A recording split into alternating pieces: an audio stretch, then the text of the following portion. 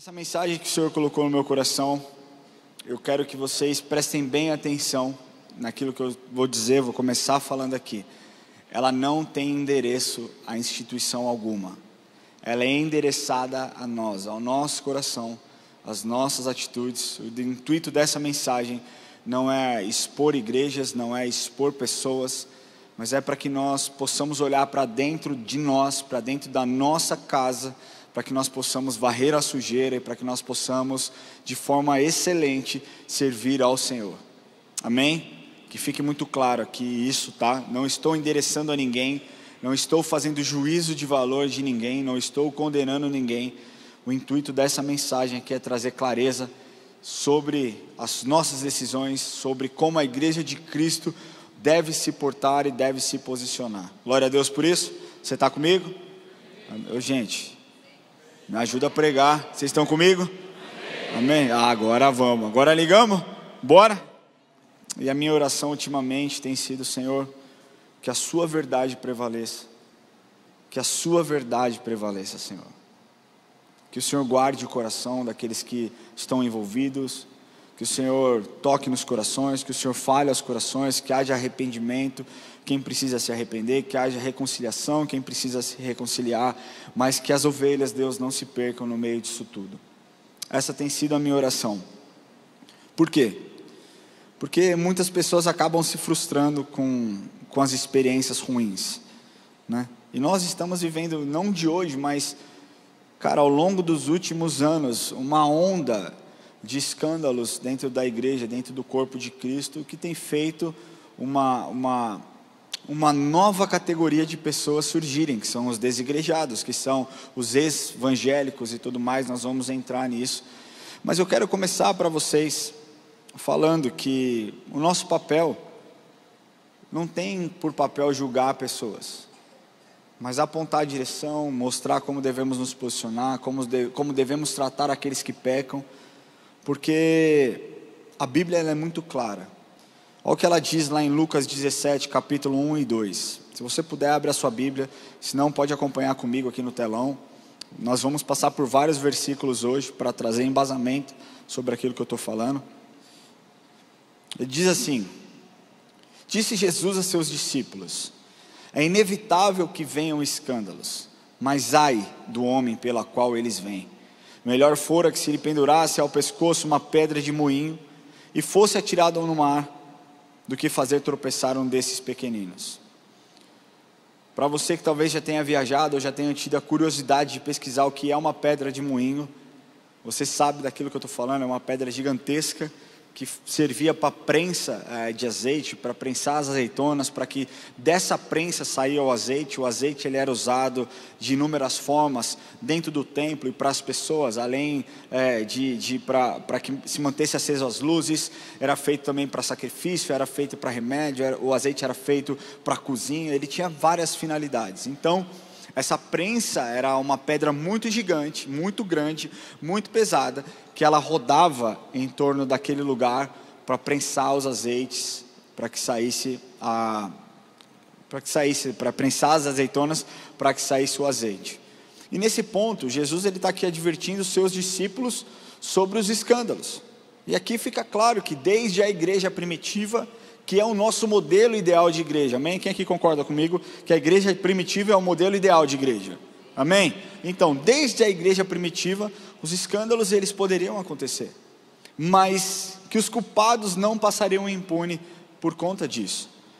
O escândalo, ele é pedra de tropeço para a vida de pessoas. É uma conspiração contra o bom testemunho. É você negar a sua fé, não com palavras, mas com atitude. Como se você fosse um ateu de forma bem prática.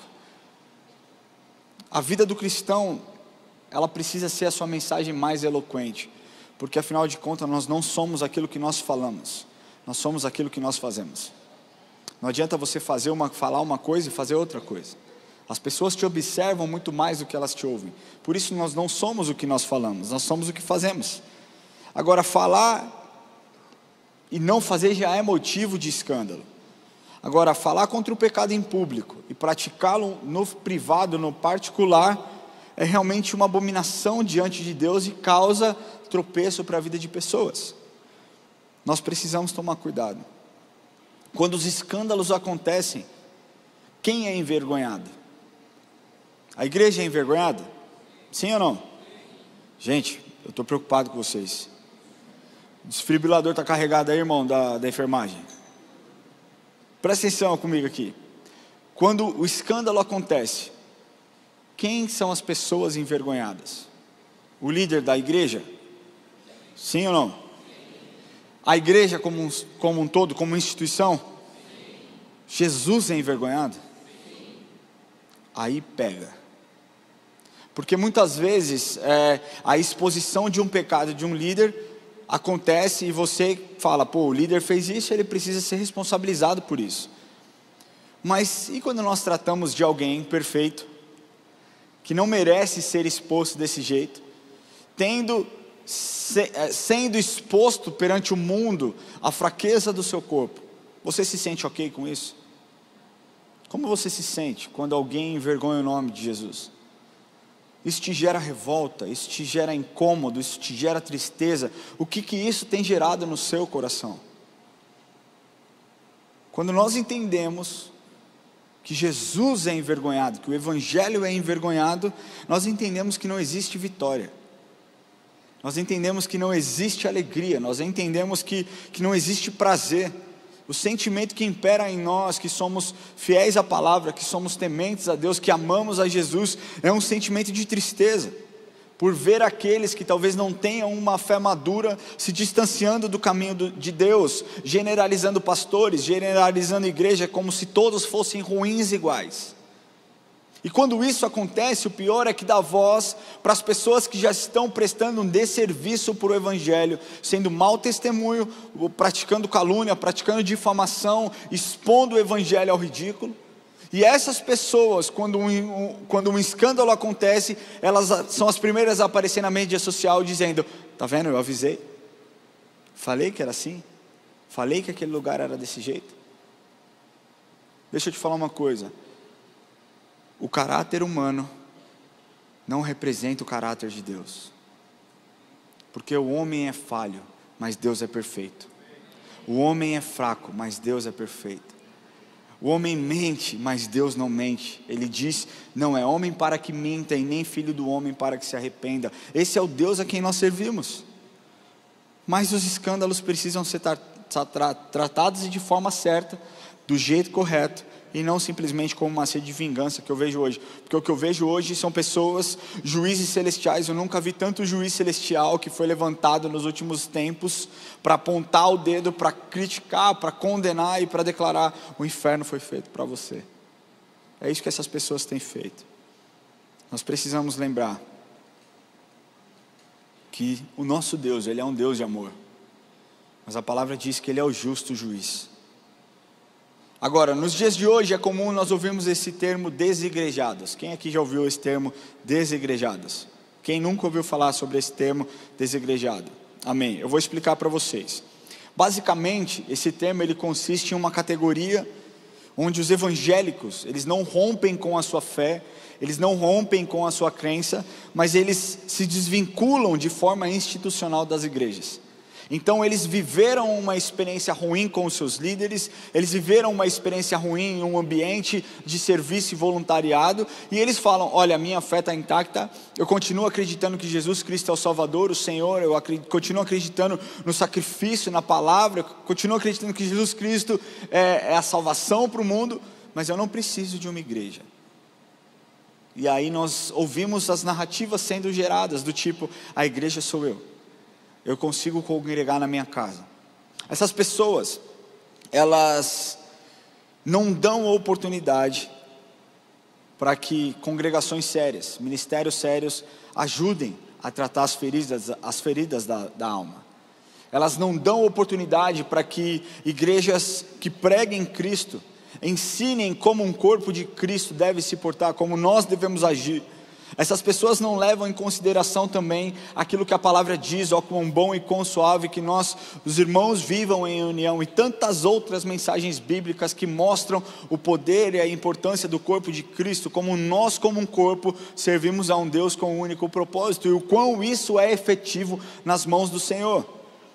Essas pessoas simplesmente preferem ignorar aquilo que Deus diz, preferem esquecer, alimentar os seus sentimentos, a tristeza, e se isolar de um mundo, e se isolar da comunhão.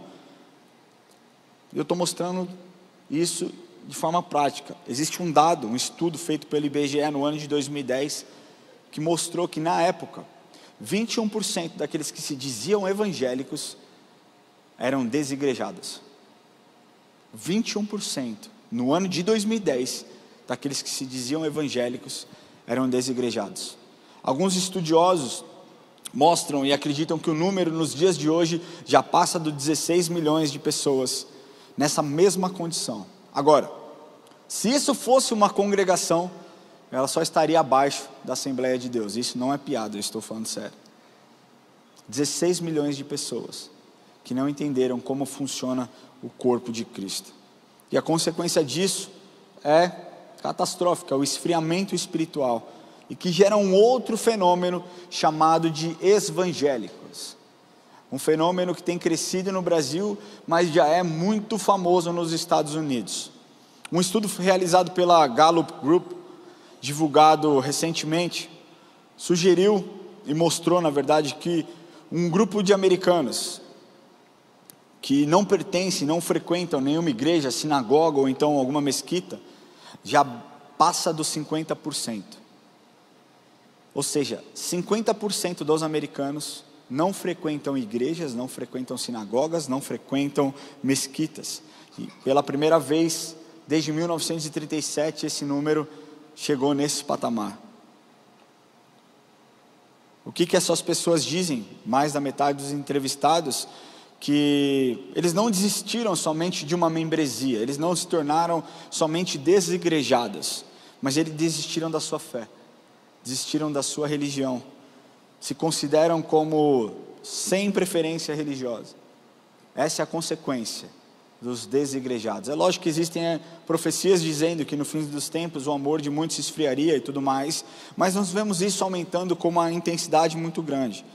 É lógico que nós temos responsabilidade sobre isso, nós somos responsáveis pelas nossas decisões, mas nós precisamos também falar sobre igrejas saudáveis. Se nós temos como perspectiva ser como a igreja primitiva, agir como a igreja primitiva agia, nós temos que voltar os nossos olhos ao livro de Atos, entender como a igreja foi instituída e seguir os passos daqueles primeiros apóstolos, dos primeiros discípulos, e ver como eles agiam, e voltar a praticar exatamente as mesmas coisas que eles praticavam, porque foi assim que o evangelho se expandiu. De 33, após a morte de Cristo, até 99, quando o último discípulo morre, João, de forma natural, a igreja saiu de um lugar de Jerusalém e alcançou mais de 12 nações diferentes. Estou falando em 66 anos de vida, a igreja expandiu e continua se expandindo até os dias de hoje. E eu quero falar com vocês hoje 4 marcas de uma igreja saudável. Uma igreja saudável, talvez para que você faça a sua escolha de onde congregar.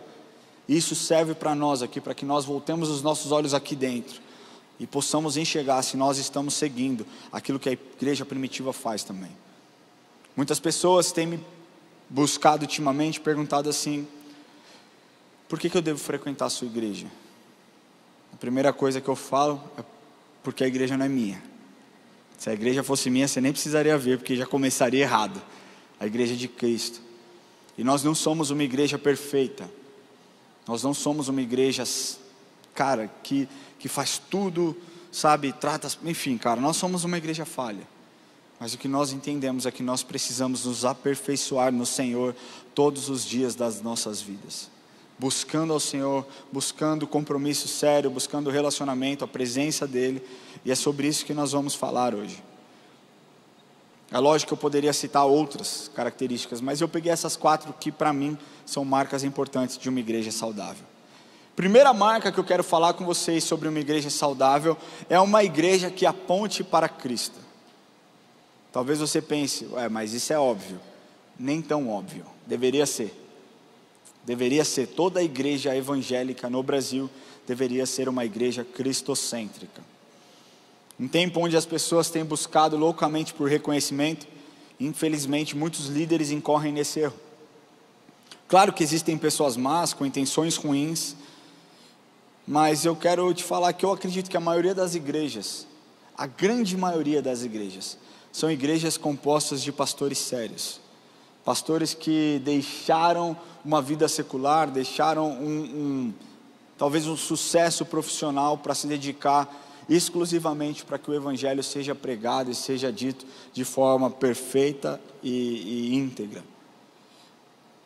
Na época da monarquia, para vocês terem uma ideia, no primeiro censo, o número de católicos beirava 99%.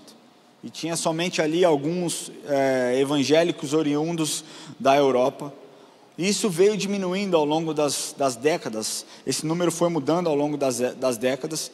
E hoje os católicos são quase 50%. E os cristãos protestantes, os evangélicos, beiram lá em torno de 30%, 35%. Alguns estudos sugerem que no ano de 2032, os evangélicos já vão ter passado o número de católicos no Brasil. Isso é a expansão do reino de Deus, isso é a expansão daquilo que a igreja tem feito. Um outro estudo realizado pelo IBGE no ano de 2019, disse que só naquele ano de 2019 foram abertas 6.536 igrejas evangélicas.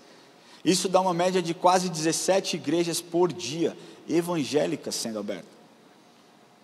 Um outro estudo realizado pela Associação ao Centro de Estudo e Metrópole, diz que existem mais de 109 mil igrejas evangélicas no Brasil.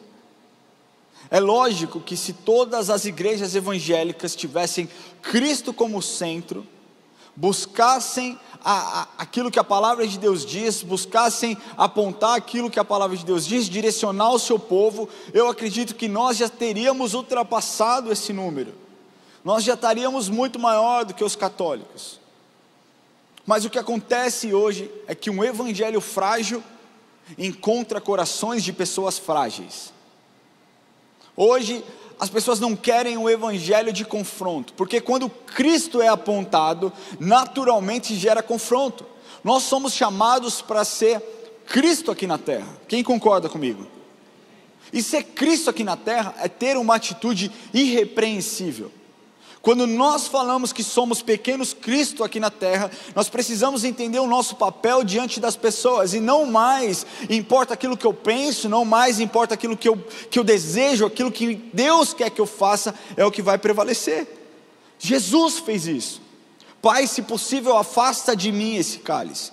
Contudo, não seja feita a minha vontade, mas a tua vontade. Espera lá, vocês percebem então que a carne de Cristo estava lidando de uma forma, mas ele diz: eu não quero obedecer aquilo que a minha carne diz, eu quero fazer aquilo que o teu Espírito me direciona a fazer.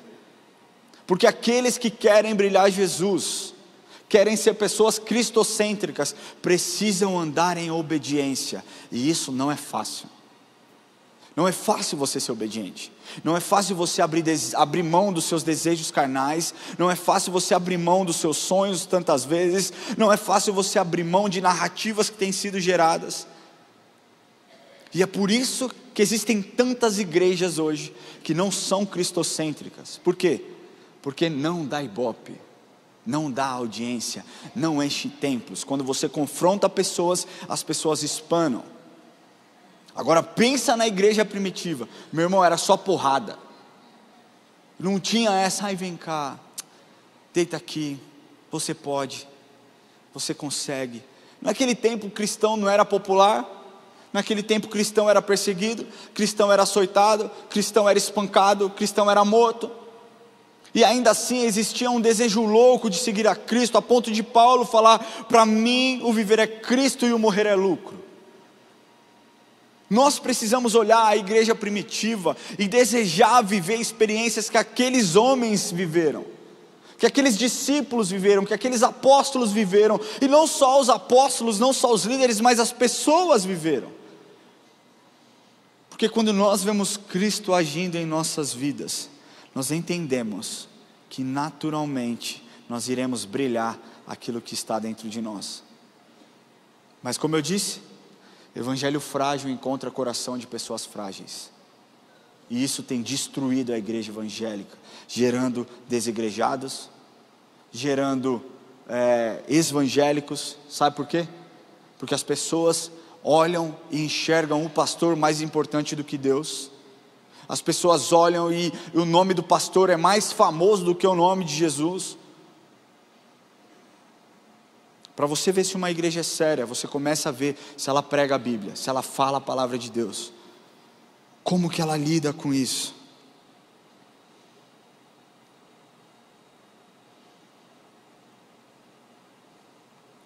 Efésios 4, 14 e 16 diz assim: para que não mais sejamos como meninos, agitados de um lado para o outro e levados ao redor por todo o vento de doutrina. Olha isso, cara, Paulo dizendo, olha que profundo isso.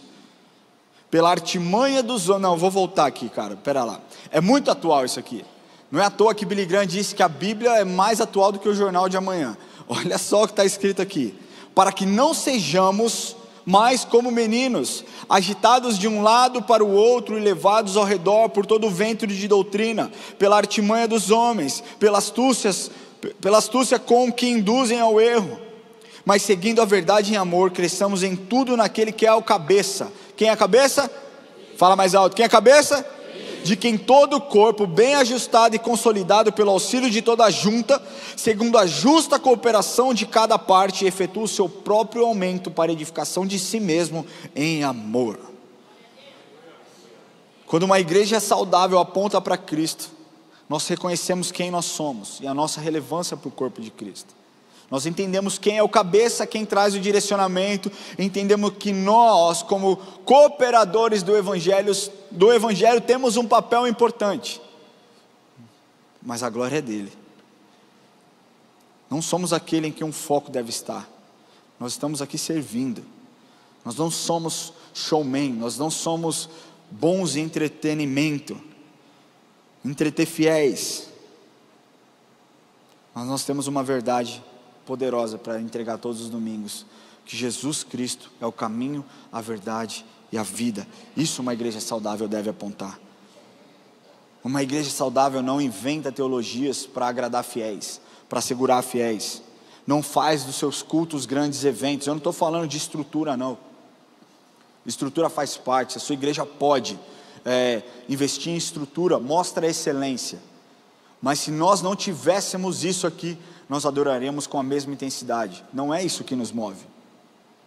Não é o som, o aparelho de som, não são as telas, não é a cor preta da parede, daqui, só daqui, tá? Se você está nos assistindo online, nós não somos uma igreja de parede preta. Tem cinza, tem branco, tem verde, é só aqui que é preto.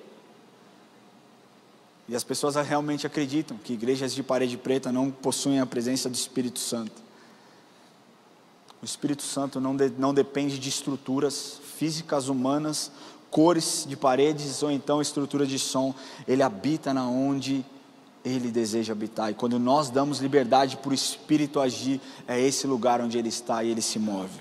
Amém?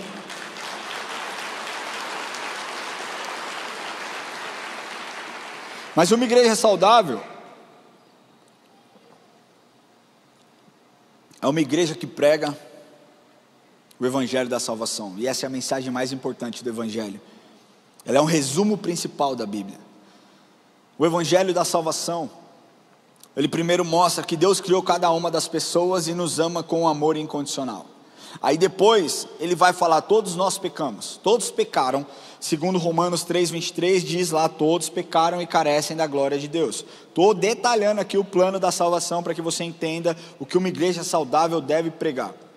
Porque o que hoje se fala muito é sobre uma igreja triunfalista, sobre uma igreja que prega teologia de prosperidade, sobre uma igreja que prega, vem no meu culto que você vai ser curado. Uma igreja cristocêntrica prega Jesus.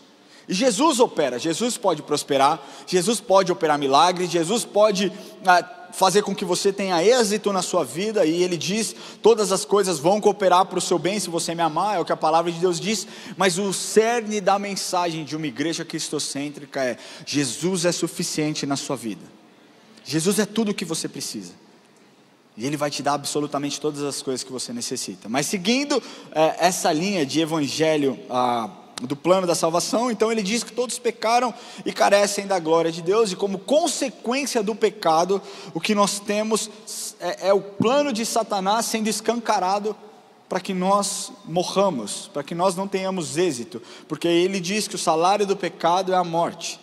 Então nós entendemos que nós pecamos, que nós agradamos Satanás ao nosso pecado, mas que Deus enviou o seu único Filho para nos resgatar, para nos redimir, para nos comprar de uma condenação eterna. João 3,16, porque Deus amou o mundo de tal maneira que deu o seu único Filho unigênito, para todo aquele que nele crê, não pereça, mas tenha a vida eterna. Ou seja, você creu em Jesus, você confessou a Jesus, você tem Ele dentro do seu coração. Então, qualquer um pode ser salvo. Jesus pagou o preço por todos nós pecadores, que somos falhos, que somos pessoas erradas. E quando nós temos esse entendimento do sacrifício de Jesus, nós corremos para Romanos 10, capítulo 10, versículo 9 e 10, e ele diz: se com a tua boca confessares Jesus como Senhor, e em teu coração creres que Deus o ressuscitou dentre os mortos, serás salvo. Porque com o coração se crê para a justiça, e com a boca se confessa a respeito da salvação. Então, olha lá, você entendeu que Deus te criou e Ele te ama. Você entendeu que você é pecador, que você nasceu no meio corrompido. Você entende então o plano de Satanás sendo escancarado, querendo que você se prenda no pecado e viva uma vida de morte, uma vida miserável. Aí você entende que Jesus morreu para te resgatar e para te comprar.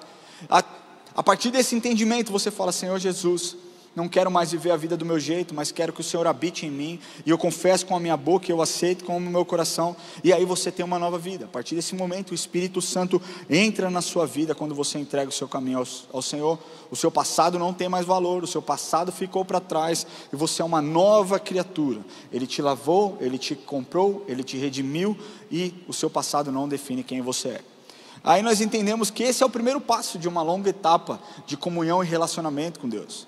Uma etapa de abnegação das suas vontades, uma etapa onde você vai abrir mão daquilo que você deseja, para seguir os preceitos bíblicos, para seguir aquilo que a palavra de Deus te ensina, e que a sua carne então não dominará mais os seus hábitos.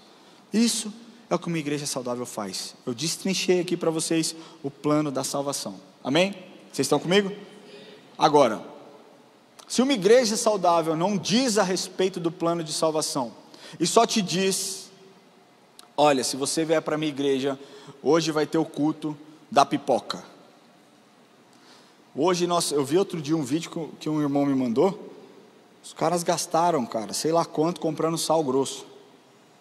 E eu pensei, daria para fazer um belo de um churrasco. Muito churrasco. As pessoas se prendem a coisas que a Bíblia não ensina, que a Bíblia não mostra. A igreja precisa se ater no evangelho da salvação, apresentar um plano da salvação de forma completa e focada em Cristo.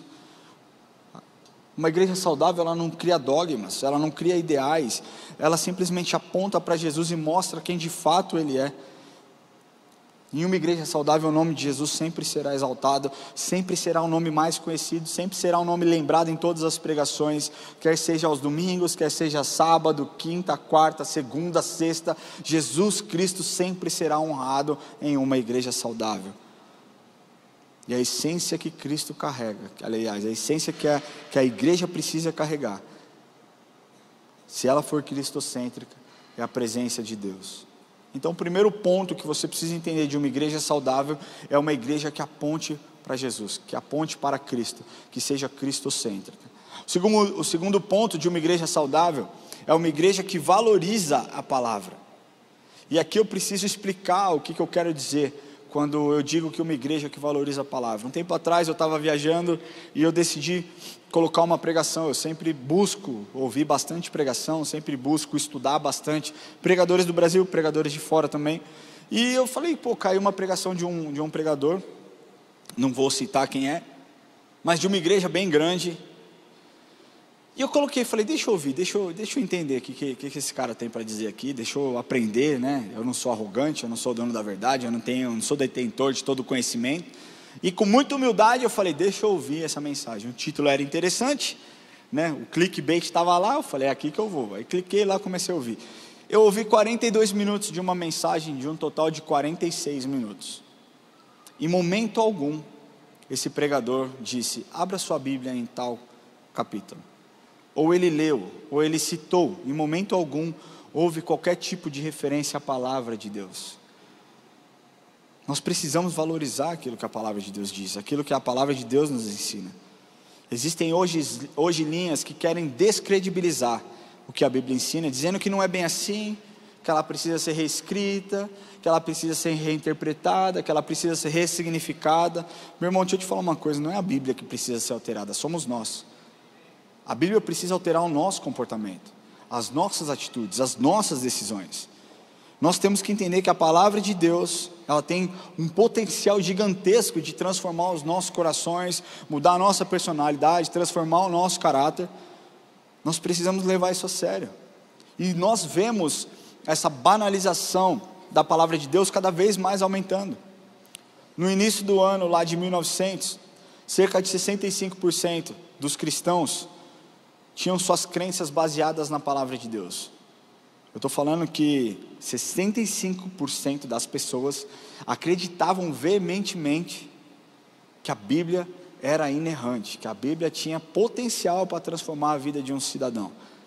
Agora, na geração dos Baby Boomers, que é lá entre 1946 e 1964, esse número cai drasticamente de 65% para 35% das pessoas cristãs que possuíam a sua fé baseada na palavra de Deus. Ou seja, eu estou falando que em 46 anos, isso mudou drasticamente, caiu mais de 30%. Aí na geração X, que é de 1965 a 1984, cai mais ainda, cai para 17%. Ou seja, 65% lá em 1900, 65% em 1900, em 1946, 35%, em 1965, 17%, aí no meio disso nós temos a geração Y, e aí não existe um número preciso quanto a esse número dessa confiança e crença na Bíblia, mas a partir da geração Z, que é do ano de 2000, somente 4% das pessoas que se dizem cristãs acreditam que a Bíblia é inerrante e base para uma vida inteira. Isso não te assusta, não? Cara, o que será que o meu filho, o Enzo, o John, o Gael vão encontrar daqui 20, 25 anos? Isso me leva a pensar o trabalho que nós temos que fazer. Nós pais, nós pessoas responsáveis, nós temos que, cara, avançar, nós temos que falar, nós temos que progredir, nós temos que enraizar a palavra de Deus no coração dos nossos filhos. Agora, nós precisamos entender a importância da palavra. 2 Timóteo capítulo 3, versículo 14 a 16, diz assim, Paulo dizendo a Timóteo: Tu, porém, permanece naquilo que aprendestes, e de que foste inteirado, sabendo de quem o aprendeste, e que, desde a infância, sabes as sagradas letras, que podem tornar-te sábio para a salvação pela fé em Cristo Jesus. Toda a Escritura é inspirada por Deus e útil para o ensino, para a repreensão, para a correção e para a educação na justiça. Aqui Paulo não diz que somente parte das Escrituras, 30% das Escrituras, 20% das Escrituras, 80% das Escrituras são inspiradas por Deus. Ele diz toda a palavra é inspirada por Deus. E aqui existem vários motivos que nos fazem acreditar na veracidade da Bíblia. Você pode pesquisar no Google, você vai ver apologetas sérios, homens, mulheres de Deus que defendem com veemência aquilo que a palavra de Deus diz. Mas nós podemos ver a historicidade, nós podemos falar sobre integridade, sobre profecias cumpridas, sobre poder de transformar. Tudo isso nós encontramos na palavra de Deus. Agora, Paulo também diz que toda a palavra ela é boa para o ensino. Toda pregação, todo ensino, todo estudo, ele tem que ter um resultado objetivo em nossas vidas. Amém? O que isso quer dizer? Quando o meu filho começa a ler, existe um objetivo para que ele aprenda a ler, para que ele consiga ler e desenvolver as outras áreas da sua vida. Quando uma criança começa a aprender uma função, começa a estudar matemática, existe ela é muito objetiva. é para que ele consiga desempenhar, e conforme for passando os seus anos dentro da escola, isso vai se tornando mais difícil, a ponto dele conseguir resolver problemas que a sua escola vai propor, ou então a sua vida lhe mostrará. Existe um objetivo nas nossas vidas. Agora, se não tem, nós fazemos mal para nós mesmos e para outras pessoas também que nos ouvem. Mas nós entendemos que a Bíblia ela é boa, a palavra é boa. Primeiro, para o ensino ela é a base conceitual das nossas vidas. A palavra de Deus é a base conceitual de como nós devemos nos portar. A Bíblia é um manual de conduta para você que é cristão, para mim que ama a palavra de Deus. Ela é quem nos direciona aquilo que nós devemos, não devemos fazer, como nós devemos ou não devemos nos posicionar. Ela é a base intelectual e ela é a base doutrinária também. Agora, ela é boa também para repreensão. E repreensão é o confronto em amor, conversar e convencer as pessoas de atitudes erradas que elas possam estar tomando, trazer uma posição certa, mudança de rota. Ela é boa para correção, mostrar o caminho, restaurar a visão, restaurar a moral, restaurar os sonhos. Ela também é boa para a educação, não apenas através de palavras, mas requerendo disciplina, treinamento, capacitação. A Bíblia é poderosa. Billy Graham disse uma frase uma vez: estude a Bíblia para ser sábio, creia na mesma para ser salvo, siga os seus preceitos para ser santo. Uma igreja saudável valoriza a palavra, não brinca com ela, não diminui, não inclui, não relativiza. A Bíblia é um compilado de livros inspirados por Deus para nos trazer direcionamento e relacionamento com Cristo. Então, vamos lá. A Bíblia não foca no ser humano. Então aqui claramente eu não sou o centro, você não é o centro do mundo. A Bíblia foca na obra redentora de Jesus, na capacidade do Deus de criação e nas obras do Espírito Santo através das nossas vidas. Então as figuras centrais é o Deus triuno, amém? Vocês estão comigo? Mas uma igreja saudável não somente valoriza a palavra, mas aplica toda a verdade que consiste nela. Uma vez que nós não somos perfeitos e buscamos nos aperfeiçoar, os nossos erros sendo expostos e sendo tratados, nós olhamos sempre para a palavra de Deus, aquilo que ela nos ensina e aquilo que ela nos conforta. Mateus 7, capítulo 24 e 25 diz assim: todo aquele, pois, que ouve essas minhas palavras e as pratica, será comparado a um homem prudente, que edificou a sua casa sobre a rocha, e caiu a chuva, transbordaram os rios, sopraram os ventos e deram com ímpeto contra aquela casa, que não caiu, porque fora edificada sobre a rocha. Aqui a minha pergunta para eu encerrar esse segundo ponto é: onde você tem edificado a sua fé? Como você tem edificado a sua fé? O que você tem lido para que a sua fé seja edificada? É a palavra de Deus? Ou são ensinamentos de pessoas que não estão preocupadas em zelar por aquilo que Deus nos ensina, em zelar por aquilo que as Escrituras já nos mostraram? Você percebe uma igreja séria quando existe o zelo pela palavra de Deus, o zelo por manter a palavra de Deus íntegra, o zelo por manter a palavra de Deus intocável. Esse é o nosso ponto, esse é o nosso papel. Agora, uma igreja saudável também é uma igreja que aponta ao pecado. Mas nós somos falhos. Talvez você pense: pô, mas eu sou falho, como que eu vou fazer? Como que eu vou apontar o erro do outro? Como que eu vou apontar o erro do irmão? Existe um jeito certo para fazer dessa forma, não da forma como tem sido feita nos dias de hoje. Eu estava lembrando de uma passagem, quando Jesus chega a uma cena, a um determinado local, e uma mulher adúltera está prestes a ser apedrejada. Ele ajoelha e começa a escrever naquela areia. Alguns teólogos acreditam que ele estava escrevendo o pecado das pessoas. A gente não sabe o que Jesus de fato estava escrevendo, mas ele não diz: aquele que tem pecadinho, atire a pedra, e aquele que tem pecadão, não atire a pedra, porque você que tem pecadão não tem moral para tirar pedra alguma. Então pode ir embora você que tem pecado grande, mas você que tem pequeno está liberado para atacar uma pedrinha. Ele diz: aquele que não tem pecado, que atire a primeira pedra. Cara, todos nós pecamos, e hoje o que existe é uma sede de vingança, é uma sede de exposição, de acabar com a reputação, de acabar com a história tão grande, tão absurda. A palavra de Deus nos ensina. Presta atenção, vou voltar um pouquinho. A palavra de Deus nos ensina que é inevitável que venham escândalos, mas ai daquele por quem o escândalo vier. Amém? Eu falei isso lá no começo. As pessoas acham que o escândalo só vem de cima do púlpito. Às vezes, se você está fazendo fofoca, você tem gerado escândalo na vida de pessoas também. Às vezes, se você tem apontado o erro de líderes, eu não estou falando aqui que nós temos que passar a mão na cabeça de autoridades espirituais, não. Todo abuso precisa ser revelado, todo abuso precisa ser apurado, todo abuso precisa ser denunciado. E é isso, a lei está aí para isso. Nós temos que entender e sabe, não simplesmente ficar também relativizando, adorando pastores e líderes.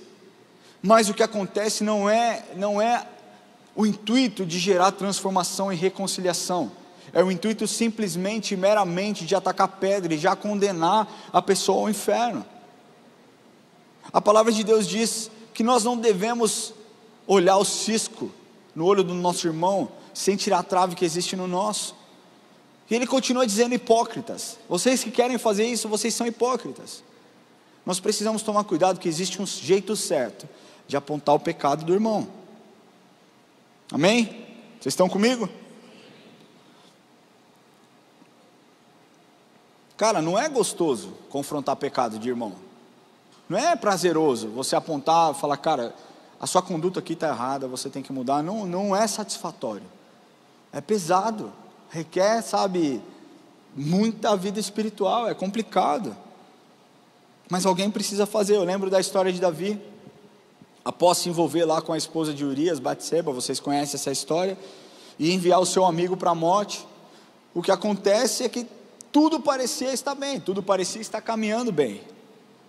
Mas aí então o profeta, Deus manda com que o profeta Natan fosse até Davi, e se encontrasse com Davi, expusesse todo o seu pecado da forma certa. E o que aconteceu? Que aquela exposição gerou uma transformação. Porque nós lemos no Salmo 51 a oração de Davi, de arrependimento de Davi. E é isso que nós devemos fazer. Uma repreensão, uma correção nunca tem o intuito de afastar as pessoas, mas trazê-las para perto para que elas sejam cuidadas. Amém? Quantos têm filhos aqui? Amém? Quando você corrige o seu filho, quando você disciplina o seu filho, quando você coloca o seu filho de castigo, o intuito de você fazer isso é gerar um distanciamento ou é gerar uma reconciliação? Reconciliação, amém?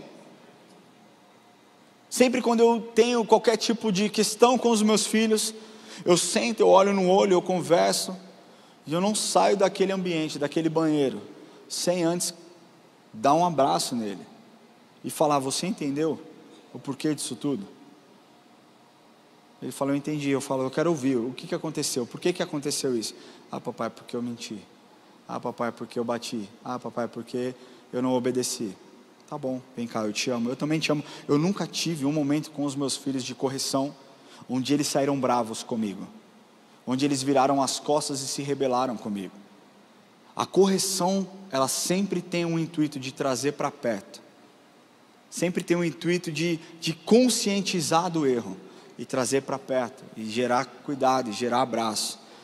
Mas quero te falar que nem toda a igreja age dessa forma, porque existem igrejas que aceitam tudo, e essa não é característica de uma igreja saudável.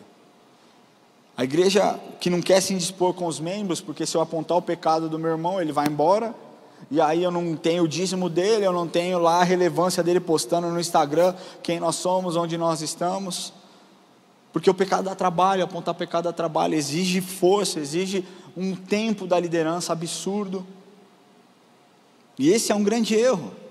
E a Bíblia nos mostra lá em Provérbios 14, 12, que há caminhos que ao homem parece direito, mas no fim são caminhos de morte. Então essa é uma igreja que aceita tudo. E aí você tem uma outra igreja, um outro extremo, que é uma igreja que condena absolutamente tudo, que não ama, que simplesmente expõe o pecado, sem se preocupar talvez com a história daquela pessoa, sem se preocupar talvez com o que ela tem vivido, a cadeia que ela está presa. Esse tipo de igreja são igrejas onde as pessoas são juízes celestiais. Cara, é terrível. E isso me dá tanta tristeza. Ouvir pessoas dizendo que igrejas neopentecostais são seitas. Que autoridade essa pessoa tem para julgar, cara, o coração de um pastor de uma igreja neopentecostal? E deixa eu te falar, nós não somos neopentecostais aqui não, tá? Que fique claro para você que tá vindo aqui pela primeira vez.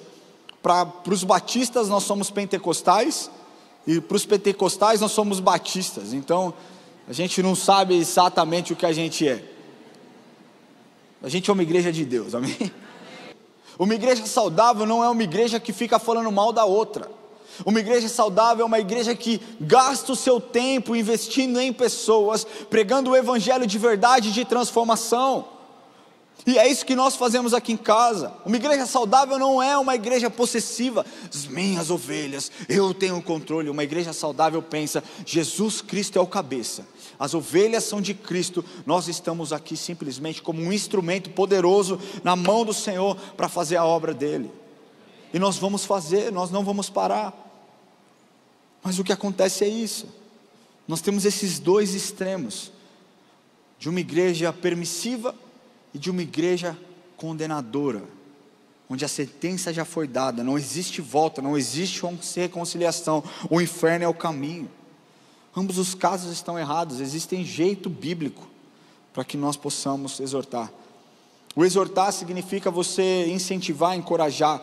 O significado de exortação possui o sentido talvez ali de motivar, de incentivar, de insistir para que a pessoa faça algo, mas no contexto bíblico, a exortação geralmente ela é direcionada aos crentes para que eles vivam de acordo com a vontade de Deus, sabe?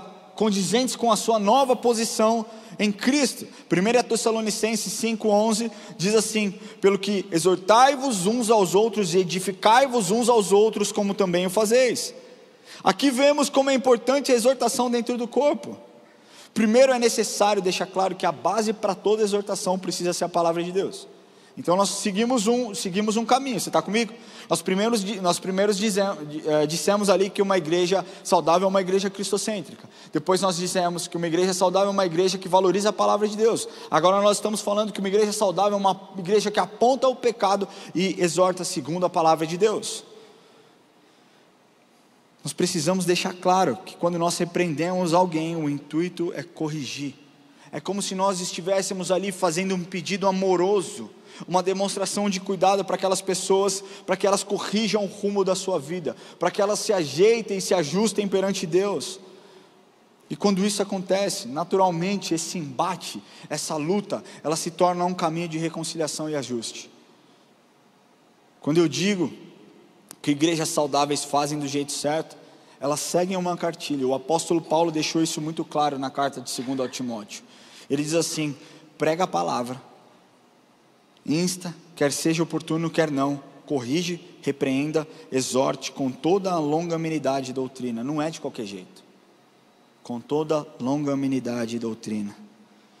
Uma igreja saudável, ela não consegue olhar o pecado de um irmão e ficar inerente.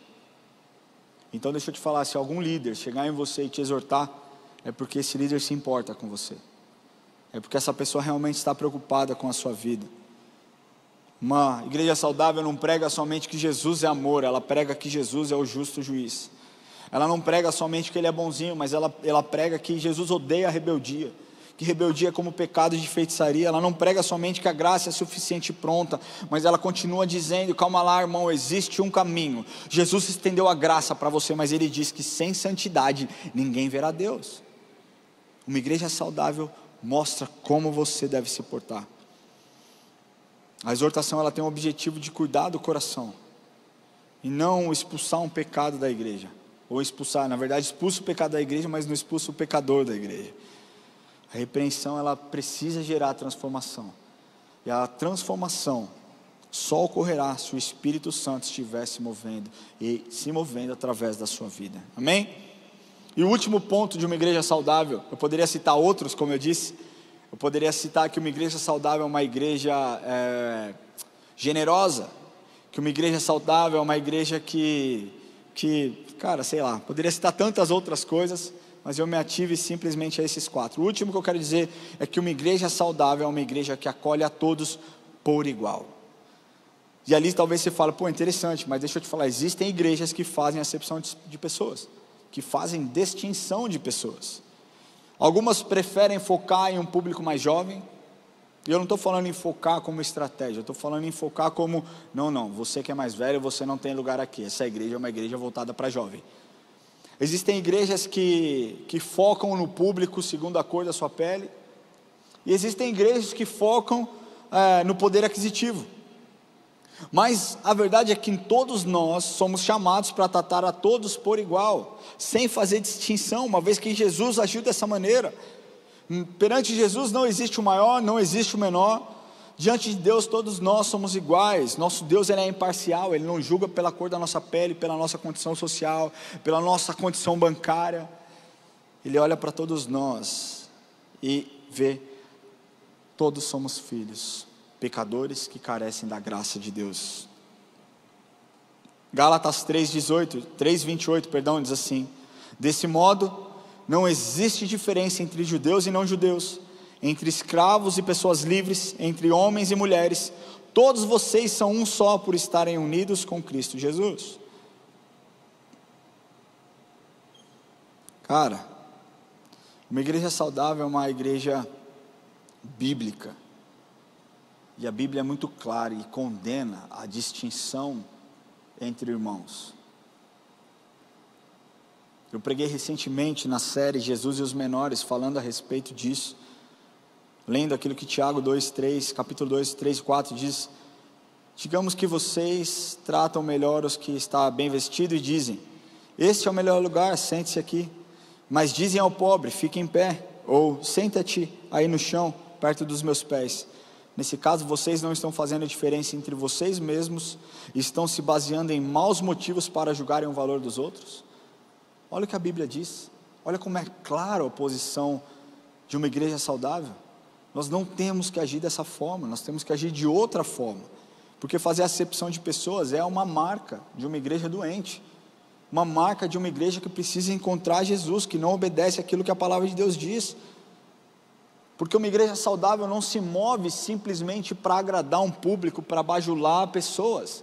Uma igreja saudável está preocupada em fazer os seus filhos mais parecidos com Jesus. Deuteronômio 16:19, eu já estou acabando, diz assim: não torcerás a justiça, não farás acepção de pessoas, nem tomarás suborno, porquanto o suborno cega os olhos dos sábios e subverte a causa dos justos. Aqui nós podemos ver que fazer acepção de pessoas implica em torcer a justiça. E além disso, segundo a palavra de Deus, fazer acepção de pessoas equivale a adotar um comportamento corrupto. E pessoas que fazem e agem dessa forma pervertem a justiça, agem de forma errada. Ninguém merece ser destratado por conta da sua condição social, por conta da sua saúde financeira, por conta, do momento delicado que você tem vivido, pecador ou não. As pessoas se julgam melhores, talvez por estarem em um momento mais tranquilo com Deus. Quando você olhar um pecador, alguém que está passando dificuldade, preso a um pecado, isso tem que doer em você, porque nós somos o corpo de Cristo, família. Se você está vendo alguém passando necessidade, isso tem que doer em você, porque nós somos o corpo de Cristo. E é assim que o corpo de Cristo se posiciona. Você está ruim para mim também. Está triste para você, nós vamos orar, e a sua tristeza é a minha tristeza. Nós vamos superar isso juntos. Diante de Deus, pobres, ricos, jovens e velhos, homens e mulheres, judeus e gentios, todos nós somos iguais. Cara, nós precisamos ter o entendimento de que a graça de Deus foi estendida para todos nós. Deus não deu maior graça àquele que tem mais. Deus não deu maior graça a pessoas mais intelectuais, mais inteligentes, mais bem-sucedidas. A graça de Deus foi derramada de forma igualitária a todos nós. A graça de Deus é o favor estendido sobre as nossas vidas. Todos nós pecadores, que entendemos quem Jesus é nas nossas vidas, todas essas pessoas encontram o favor e a graça de Deus. Jesus não se revelou somente para os ricos, não se revelou somente para os europeus, para os americanos. Jesus se revela de forma igualitária para nós brasileiros, para os muçulmanos, para os que moram na Índia, para os que estão morando nos ribeirinhos. Jesus se move igual, e nós precisamos estar prontos, família. Uma igreja que acolhe todos por igual não pode se escandalizar quando aqui dentro entrar uma prostituta sedenta pela transformação do Espírito Santo na vida dela. Uma igreja igualitária não pode se escandalizar quando aqui dentro entrar uma pessoa transvestida, buscando conforto para sua alma, buscando salvação para suas atitudes, buscando transformação na sua conduta. Uma igreja que acolhe a todos por igual não é uma igreja que faz acepção de pessoas.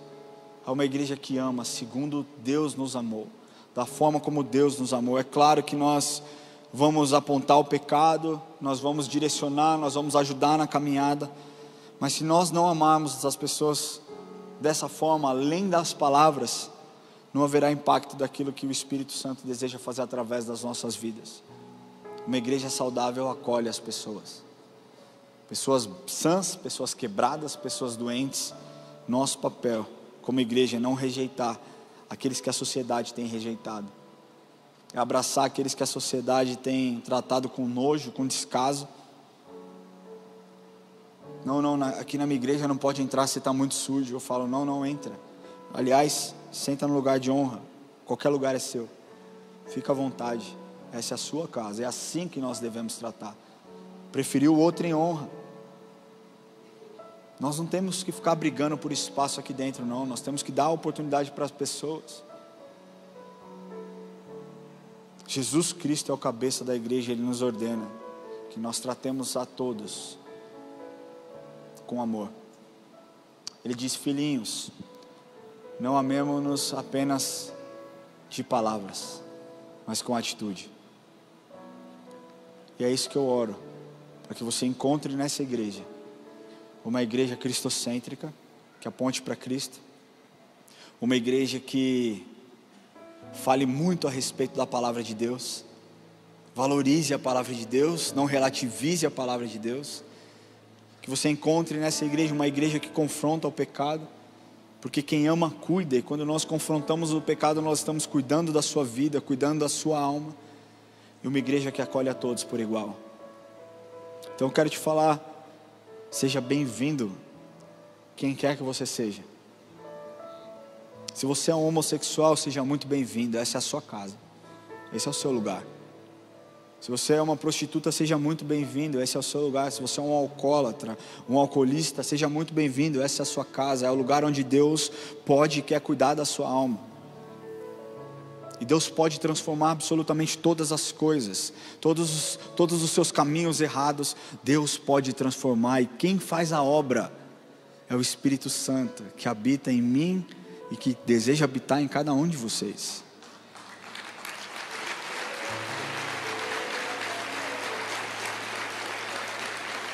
Isso é uma igreja saudável. Cara, a igreja tem se posicionado de forma muito errada. Algumas igrejas têm o desejo de lutar contra movimentos. As pessoas esquecem que quem convence o mundo do pecado, da justiça e do juízo é o Espírito Santo. Agora, como que a gente pode convencer alguém com um discurso raivoso, com um discurso nervoso? Eu não aceito o pecado, mas eu sei dos meus pecados também, eu sei das minhas falhas. Uma vez conversando com uma pessoa que tinha uma questão também de homossexualismo, né, homossexualidade, ela perguntou para mim, você não é diferente de mim? Eu falei, como pecadores não, você é pecador, eu sou pecador, e essa é quem nós somos, mas existe uma coisa talvez que me difira de você, é que eu confesso os meus pecados diante do Senhor, e eu entendi que mais santo não é o que menos peca, mas é o que mais se limpa. E todos os dias eu estou ajoelhado na minha cama, eu estou orando no meu carro, reconhecendo Jesus Cristo, me perdoa. Eu Eu sou tão ruim, eu sou tão falho, eu sou tão fraco. Mas eu te agradeço pela sua graça que foi estendida sobre a minha vida. E eu creio que Deus pode fazer isso com cada um de nós. Basta nós pegarmos o que a palavra de Deus nos ensina e aplicarmos de forma genuína. Eu queria pedir que você feche um pouco os seus olhos.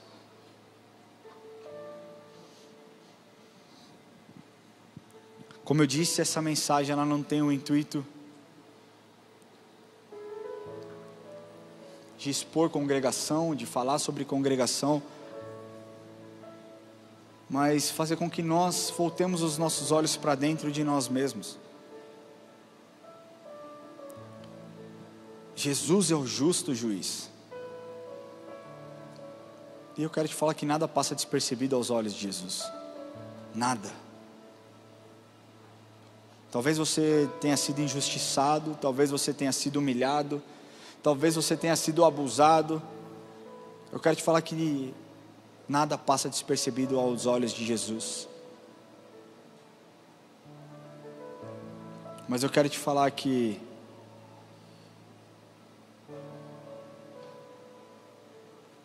as suas experiências não podem determinar o seu relacionamento com Jesus.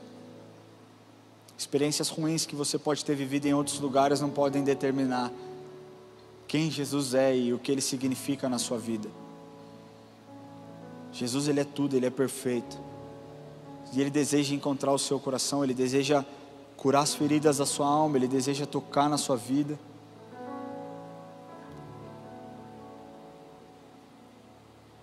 E eu quero falar com você, que entrou aqui hoje pela primeira vez. E talvez por conta de coisas que você ouviu ao longo da sua vida, você nunca teve vontade de entregar o seu coração para Jesus, porque talvez a sua leitura seja, eu não quero ser como essas pessoas. Mas hoje, quando nós falamos aqui a respeito de uma igreja saudável, você entendeu, você falou, por isso aqui eu me identifico, por isso aqui eu tenho vontade de entregar o meu coração a Jesus. Por isso aqui, cara, eu quero dar oportunidade para Jesus transformar a minha vida. Eu quero te dar oportunidade para que você entregue o seu coração a Jesus. Porque às vezes nós estamos tão presos dentro dos nossos achismos, dentro da nossa arrogância intelectual, que a gente acha que nós somos suficiente, que nós temos capacidade de transformar coisas boas coisas más em coisas boas, que nós temos a capacidade de pegar aquilo que é ruim e transformar em bom. Eu quero te falar que somente Jesus pode fazer isso. E Jesus olha a sua vida e Ele fala, cara, eu me sacrifiquei por você. Eu entreguei a minha vida por você, eu entreguei a minha vida para que você não fosse mais escravo dos seus pecados, não fosse mais escravo das suas decisões erradas. Eu entreguei a minha vida, eu derramei o meu sangue naquela cruz para te comprar das mãos de Satanás, para te redimir, para te resgatar. O que eu desejo hoje é uma oportunidade para transformar a sua história e a sua vida.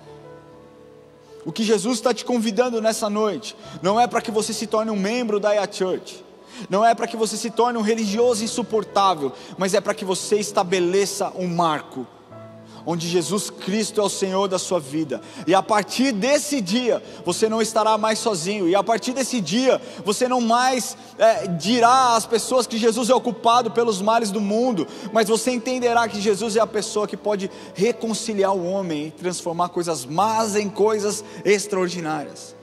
Jesus é especialista em pegar pessoas comuns e fazer dessas pessoas, pessoas incríveis. E Jesus está aqui hoje para transformar a sua história.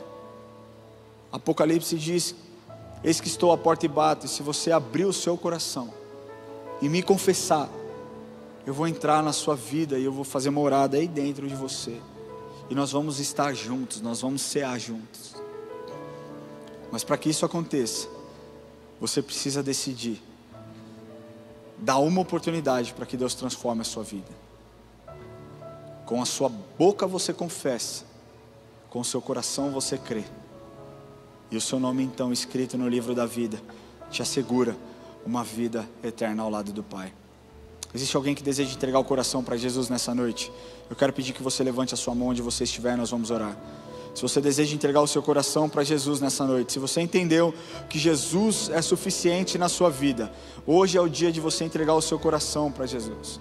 A palavra de Deus diz que se alguém está em Cristo, essa é nova criatura. As coisas velhas ficaram para trás e eis que tudo novo se fez. Não importa o seu passado, não importa como você entrou, importa como você vai sair desse culto, desse dia, transformado, lavado, redimido pelo sangue do Cordeiro que foi vertido naquela cruz. Se você deseja entregar o seu coração, fique com a sua mão levantada onde você estiver. Glória a Deus, pode sair, pode vir aqui à frente. Se você deseja entregar o seu coração, sai do seu lugar, vem aqui à frente. Glória a Deus pela sua vida.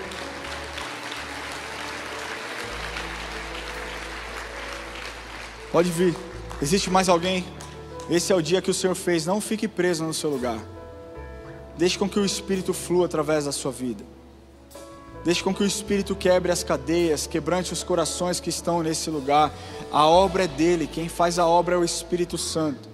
Senhor, nós declaramos, Deus, que toda amarra saia agora em nome de Jesus. Que toda cadeia seja quebrada agora em nome de Jesus. Que as pessoas que precisam desse encontro se sintam encorajadas pelo Teu Espírito nessa noite, a dar um passo de fé e confessar que o Senhor é suficiente na vida deles, Pai, em nome de Jesus. Existe mais alguém que deseja entregar o coração para Jesus? Eu quero pedir que você não se prenda no seu lugar, que você tome essa atitude de coragem, porque Jesus Cristo se sacrificou por você. E a Bíblia diz que aquele que negará o Pai, que aquele que negar Jesus, o Pai o negará também. Então não negue Jesus nessa noite. Se você não tem coragem, está sentindo vergonha, pede para a pessoa que te trouxe até aqui, te trazer aqui à frente, nós vamos orar. E essa é a última vez que eu estou perguntando. Se você deseja entregar o seu coração para Jesus, saia do seu lugar agora em nome de Jesus e venha aqui à frente, porque eu posso te garantir que essa é a decisão mais importante da sua história. Não existe decisão tão importante quanto essa. É bom casar, é bom decidir casar, é bom decidir ter filhos, mas entregar a vida para Jesus é o marco de um novo tempo que se inicia hoje, dia 30 de junho de 2024. Amém, irmãozão? Como você chama? Rivaldo? Livaldo. Deus abençoe a sua vida, viu? Quero orar com você. Coloca a mão no seu coração. Repete comigo essa oração. Você que está nos assistindo online também, você pode fazer essa oração. Você pode escanear esse QR Code após essa oração. Glória a Deus pela sua vida, pode vir. Glória a Deus.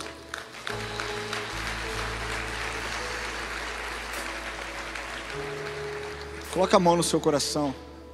Eu posso falar para vocês que essa é a melhor decisão que vocês estão tomando na vida de vocês.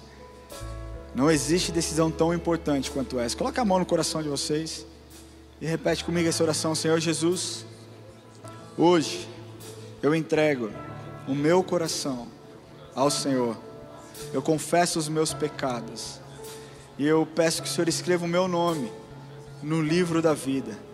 Espírito Santo, me ajuda na minha caminhada, encha a minha vida, me direcione os meus caminhos, as minhas decisões, e que a minha vida reflita no seu caráter bondoso, generoso e amoroso, em nome de Jesus, amém. Glória a Deus. Quero pedir que vocês acompanhem a equipe de consolidação. Nós vamos fazer uma oração bem rápida com vocês, mas eu queria falar com a igreja agora. Eu queria pedir que você se coloque em pé. Porque muitas vezes nós achamos que somente o líder tem esse trabalho de mostrar aquilo que é uma igreja saudável. Quero te falar que você tem papel importante nisso também.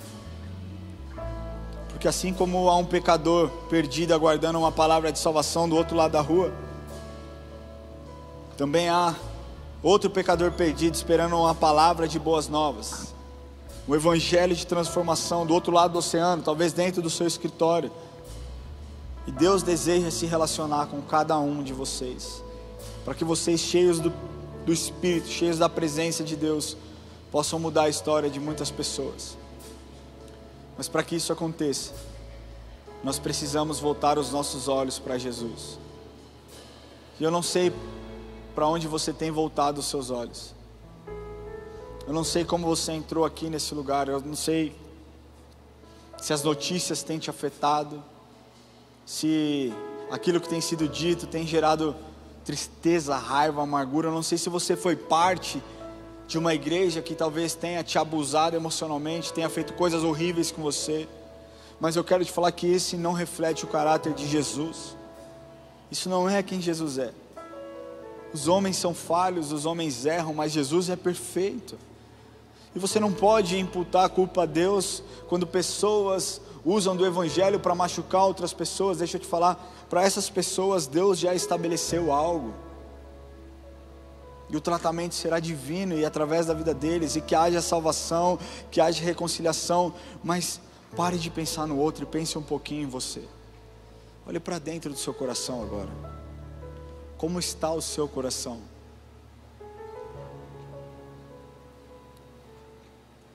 Você tem culpado a Deus? Você tem, dito coisas horríveis para Deus? Você tem colocado a sua fé em xeque? Hoje é dia de você se reconciliar com o Pai, para que Ele comece a trabalhar e a cuidar de coisas que talvez tenham te machucado. Ele é poderoso, Ele está aqui nessa noite, e Ele deseja ministrar o coração de vocês.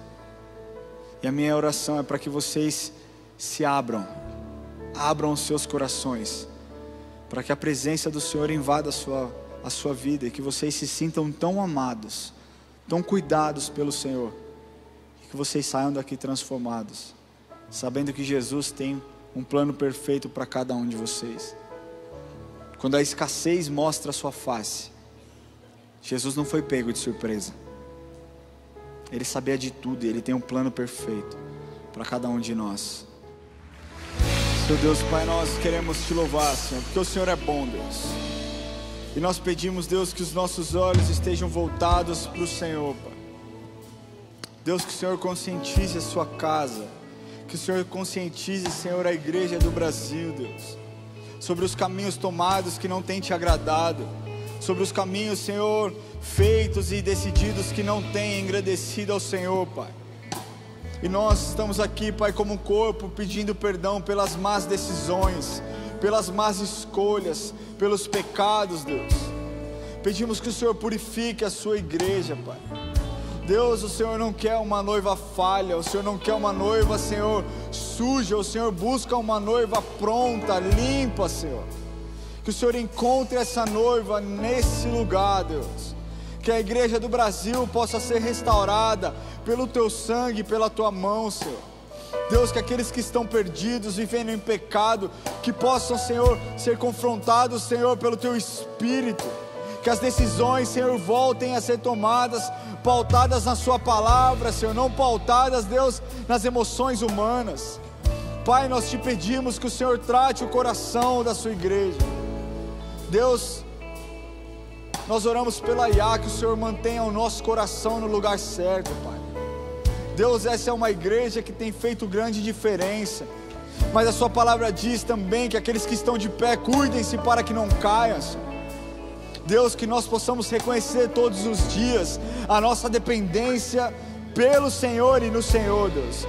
Não é sobre nós, Senhor, mas é ao Seu nome, como o salmista diz, não a nós, Senhor, mas ao Seu nome a glória. Nós Te pedimos, Espírito Santo, que o Senhor nos ajude a manter o nosso coração onde ele deve estar, Senhor. Não buscando aplausos humanos, mas buscando a aprovação que vem de Ti, Senhor. É isso que nós desejamos, Pai.